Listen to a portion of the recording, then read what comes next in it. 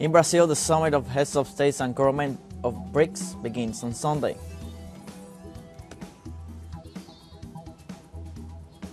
The Episcopal Conference of Panama has expressed concern over serious events that put at risk the environment, national sovereignty, and in general the lives of the citizens of the country. And in Palestine, the United Nations World Food Programme has called for more safe routes to be opened immediately to deliver aid to residents in northern, central, and southern Gaza.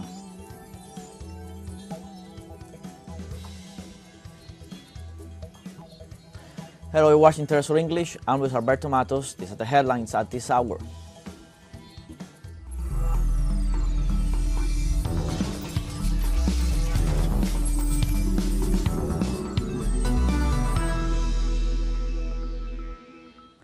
The Museum of Modern Art in Rio de Janeiro, southeast Brazil, hosts the 17th annual BRICS Summit. The event will also welcome new members and formalize the role of partner countries. With 11 nations as full members and 10 guest partner states, the group is now the largest player in terms of decision-making power on the international stage.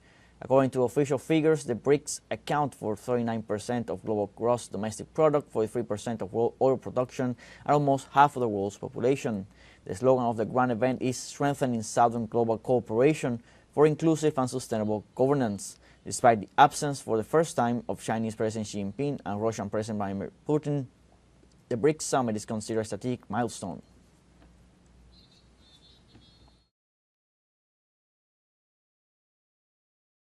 And in this context, activities in Rio de Janeiro intensified in the days leading up to the meeting. The Saudi business sector met in a forum to discuss the challenges facing the sector.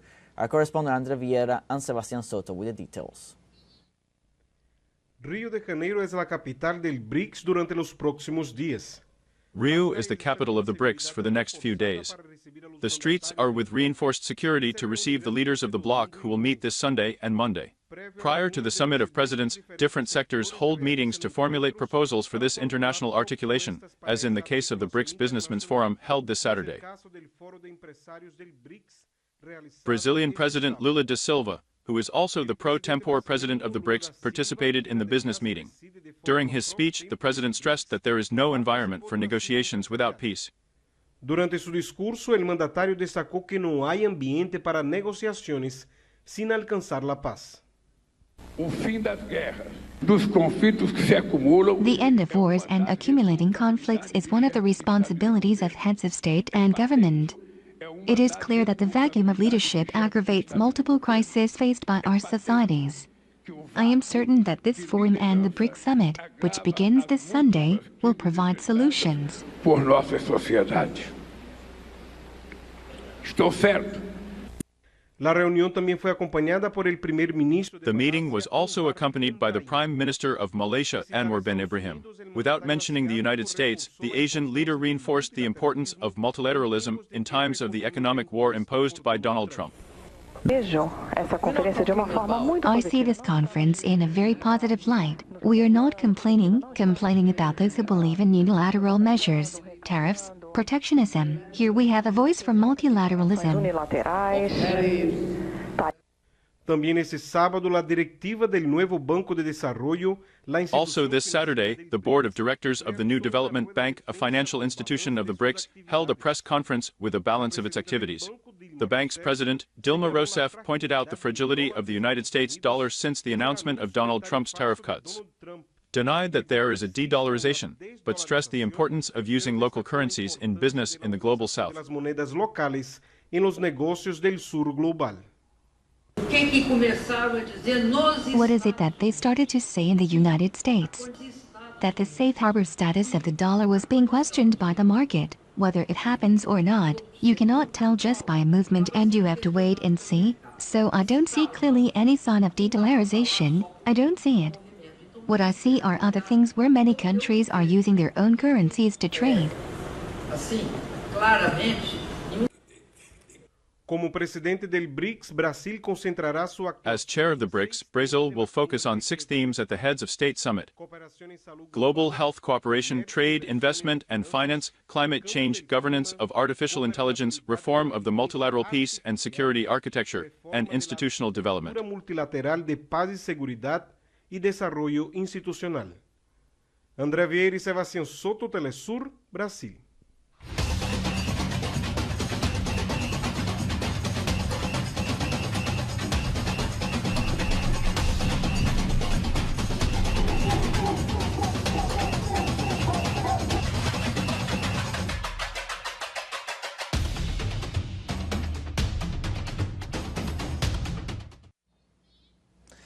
In St. Vincent and the Grenadines, the carnivals moved forward in the last weekend. On Saturday night, one of the most famous events took place at Victory Park, a contest to elect the Soca monarch. People gathered at this event, with several artists fighting to take home the highest title of this Carnival 2025, the title of the Soca. This is one of the most awaited events of Vincent Mass Carnivals in St. Vincent and the Grenadines. The carnival will continue till Sunday with the election of the Calypso monarch, another major event of these carnivals.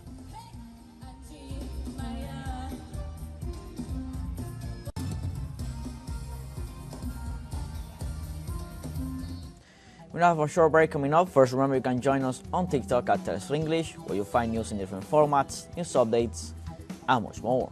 We'll be right back. Stay with us.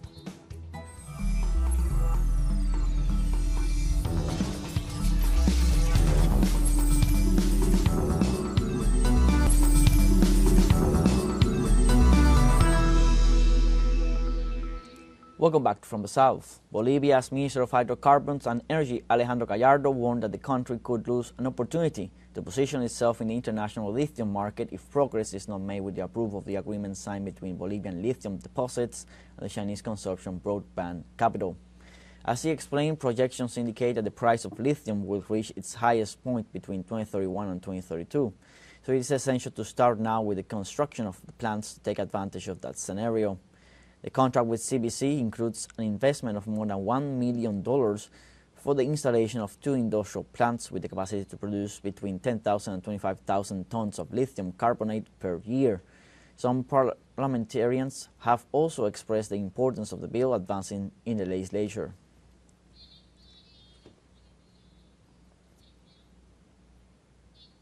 And the China-Venezuela Expo Fair consolidated the strategic alliance between both countries. More details in the following report with Leonardo Urrieta. En el marco del 51 On aniversario the 51st anniversary of the establishment of relations between China and Venezuela, both nations strengthen economic and friendship ties. This is for the world to know not only about China, but also to know the potential that this country has, and that as the era is advancing, technology is changing, and that is why we are all here in exchange and learning. el motor minero ha realizado alianzas The mining engine has made vital alliances with Chinese entrepreneurs for the production of bauxite, aluminum and other minerals for the economic development of the country. Que nuestros hermanos chinos nos brinden esta It is good oportunidad. that our Chinese brothers and sisters give us the opportunity to include us and give us this technology that we need so much. What for? For our growing population, for our children to learn about technology, to learn about artificial intelligence, which are completely Que aprendan necessary. de las IA, que son completamente necesarias. China ha estado con Venezuela en los China momentos has más been with difíciles. our country in the most difficult moments and is currently maintaining significant investments, especially in the aluminum sector, which already has investments of great importance for development and to continue leveraging our country's industrial engine. Apalancando el motor industrial de Venezuela. In technology, the alliance between China and Venezuela is playing in favor of the development of artificial intelligence. También estamos metidos en todos estos. We are also involved in all the developments related to the expansion of Ford coverage, which in its first phase was achieved in 60%. We are implementing all this technology throughout the national territory, and we are at an advanced stage to develop new things at a satellite level as well. Para desarrollar nuevas cosas a nivel satelital también. Esta exposición sirvió de marco This exhibition served as a framework for cultural and commercial exchange between the two nations. en la Cámara de Marcos da Silva. Leonardo Urrieta, teleSUR, Caracas, Venezuela. In other news, the Episcopal Conference of Panama has expressed concern over serious events that put at risk the environment, national sovereignty, and in general the lives of citizens of the country. The Panamanian media has focused exclusively on highlighting the call made by the church to teachers, inviting them to return to academia. Religious leaders have made serious allegations regarding the militarization of rural areas around the Indio River. It was within the framework of the 223rd Ordinary Assembly, where the bishops also made urgent calls and expressed concern about the surrender of national sovereignty, interference by the United States government, and the possibility of establishing foreign bases in the national territory.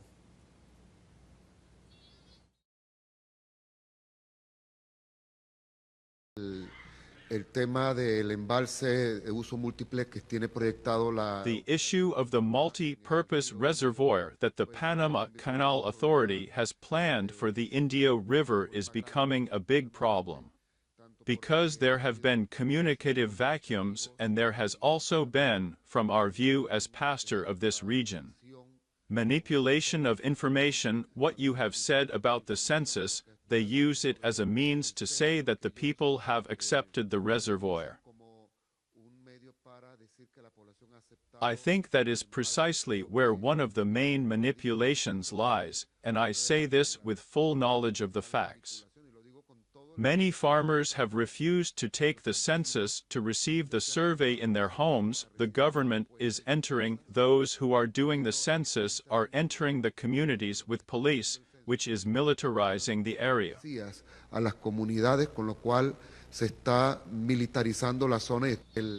And in Buenos Aires, Peronism reached out their first deal at the brink of provincial elections. Subsequently, a commission for making up a Peronist front was authorized. The agreement was sealed at a congress in the municipal theater of Merlo City, where officials gave the green light to form electoral fronts with other forces. In this way, after much work and tense meetings, 3 days before the deadline to register alliances, they unanimously passed the creation of a local government committee made up of Maximo Kirchner, alongside 4 other leaders aimed at forming a new coalition to enter the September and October contest. Therefore, the majority of Peronist leadership celebrated the deal dubbed the Merlo Agreement.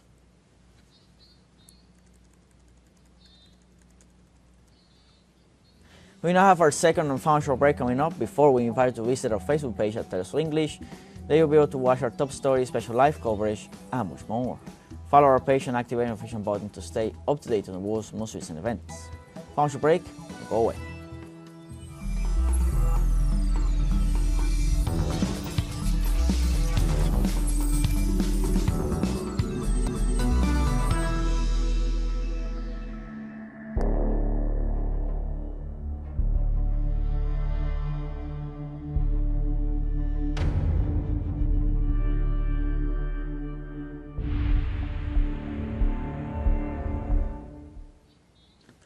Welcome back. In Palestine, the United Nations World Food Programme has called for more safe routes to be opened immediately to deliver aid to residents in northern, central and southern Gaza. In a post on X, the WFP stressed that humanitarian aid must reach those in need without obstacles or risks, also renewing its call for a permanent ceasefire in Gaza and warning of an imminent humanitarian catastrophe. In this regard, and reiterating its alarm at the situation, the WFP stated that 1 in 3 people in Gaza spend several days without food, underscoring the severe levels of hunger and deprivation among the population.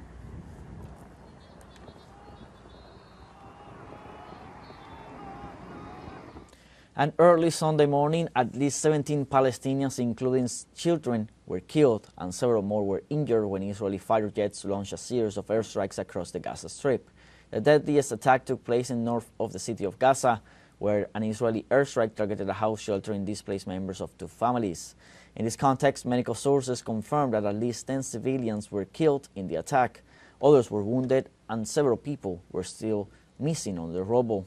In another attack, 4 people were killed and others wounded when Israeli planes bombed a house in Al-Tufa neighborhood east of the city of Gaza. Meanwhile, in southern Gaza, an Israeli drone strike targeted tents in the Al-Mawasi area of Han Yunis, killing 3 civilians.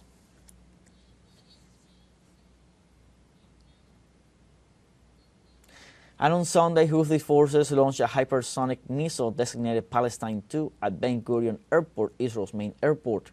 Sirens were heard throughout the occupied territories, Tel Aviv, Jerusalem, the Dead Sea, and the West Bank. The Israeli Defense Force claims the missile was intercepted and caused no damage. Brigadier General Yahya Sari, military spokesman for Ansarullah, said the attack was launched against the Jaffa area, stressing that thousands of Israelis had run to safe havens. He also reported that the operation, the 4th in a week, is a response to the brutal war crimes the Israeli occupation forces commit against the Palestinian people.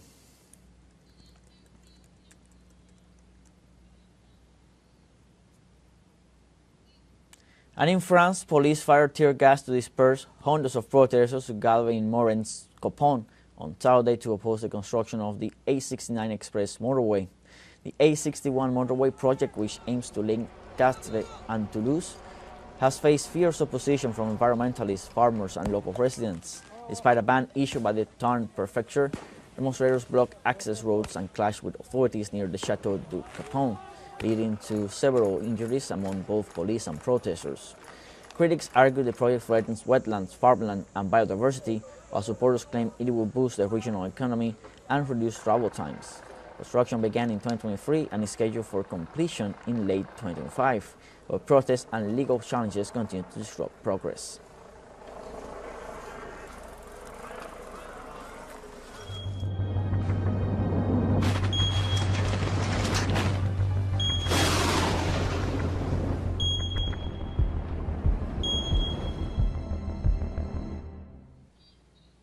Meanwhile, in the United States, flooding in Kerr County, Texas, caused the death of at least 43 people, including 15 children, and at least 8 people died in nearby counties.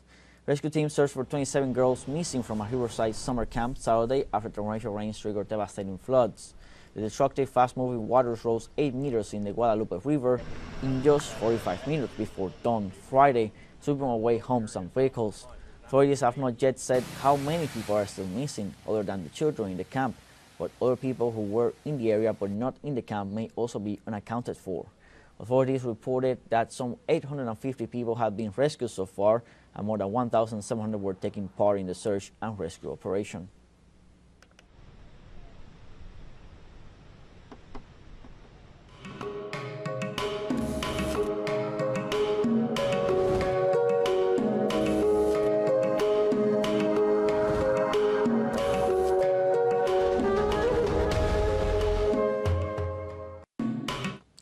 Moschino Film Park in Moscow has vibrant cultural programs that attract numerous visitors, open-air concerts with famous artists and new musical talents, various workshops, and acting, directing, and screenwriting. Our correspondent, Oleg Jasinski, with the details. Moscow's Moschino Film Park is the largest in the world. Founded in 2019, it is a unique space where the fantasy of cinema comes to life off-screen. There is everything there: open-air screenings of classic Soviet and modern Russian cinema, rare archive films, sets with sets from iconic Russian films, interactive exhibitions, and live filming.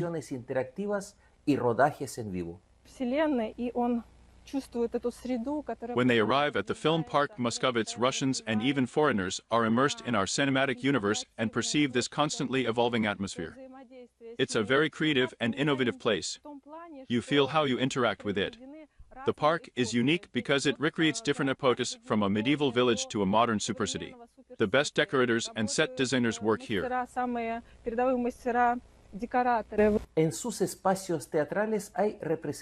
Its theatrical spaces feature performances from different periods and places of the world. There are acting, directing, and script writing workshops for participants of all ages, and meetings and master classes with masters of Russian cinema. Every day there are many activities of all kinds. It's like a program in which, in 1 week, being an adult but still young, you can learn new things, make friends, and improve what you already know. The food is excellent and everything takes place in the Moschino sets and its incredible scenery. We went for a visit and it left an amazing impression on us. You feel like you are on some kind of island of the future, where everything is fun, simple, and stylish. Moschino has been a real boost to the development and strengthening of the Russian film industry, creating the necessary conditions for filming and film production in the country. Thanks to the wide variety of locations and new technologies, the number of Russian films has tripled in the last 6 years.